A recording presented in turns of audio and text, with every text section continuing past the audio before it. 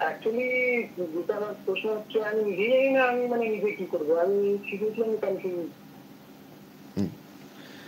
নিজেকে সাজিয়ে গুছিয়ে রাখতে পছন্দ করেন কিন্তু নিজে কনফিউজ, মানে পরিবারের কথা শুনে চলতে হয়। পরিবারের কথা, পরিবারের যে কোনো স্বভাব যাই হোক না কেন, সে যেটাই আপনাকে বলুক না কেন সেটাকে মেনে নিতে হয়, তাই তো? আর তাছাড়াও পরিবারের মধ্যে একটু সামঞ্জস্যতা, একটু কষ্ট থাকে, সামঞ্জস্যতার মধ্যে মতবিরোধ থাকে। বিশেষ করে হ্যাঁ, বাবার সাথে মতবিরোধটা বেশি, তাই তো? হ্যাঁ, বলুন।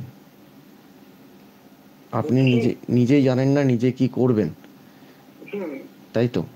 আপনি চেষ্টা করেন খুব তাড়াতাড়ি ইনকাম করার চেষ্টা করেন, যে যেভাবে হোক, যেভাবে হোক রাতারাতি বড়লোক হয়ে যাওয়ার, এরকম একটা, তাই তো? আহ,